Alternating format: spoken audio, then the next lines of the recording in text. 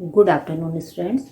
बेटे आज मैं आपको एक काव्य सौंदर्य का क्वेश्चन समझा रही हूँ और बाकी एक्सरसाइज के एक दो क्वेश्चन मैं आपको समझाऊंगी। अब देखिए बेटे, इस टाइप से भी क्वेश्चन आते हैं कि निम्न पंक्तियों का भाव व शिल्प सौंदर्य लिखिए।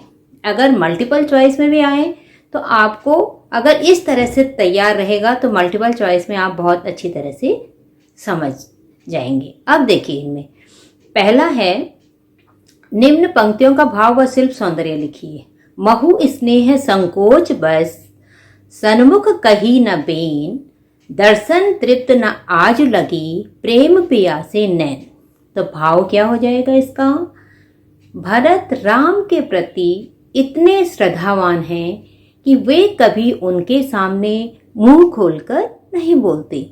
वे राम को देखकर कभी तृप्त नहीं होते।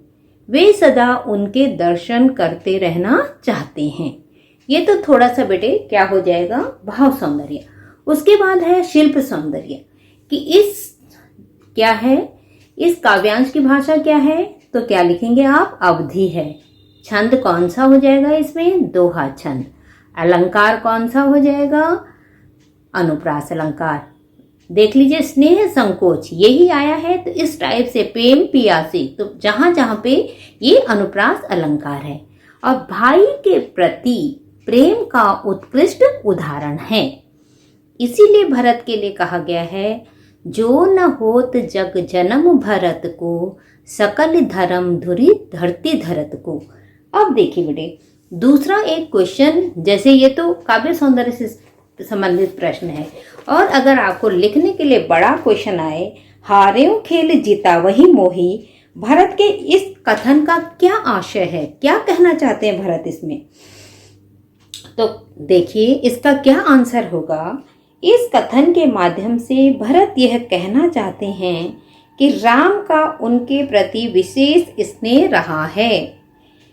बचपन में खेलते हुए जब भी वे कभी किसी खेल में हारने लगते थे तो राम उन्हें जिता देते थे तथा स्वयं हार जाते थे। राम सदा अपने से छोटों का उत्साहवर्धन करते रहते हैं। वे अपने बड़े होने का लाभ नहीं उठाते। वे अपने छोटे भाइयों का बहुत ध्यान रखते थे। उन्हें प्रसन्न देखने के लिए वे स्वयं जानबूझकर हार जाते थे तथा जो छोटे भाइयों को जिता देते थे।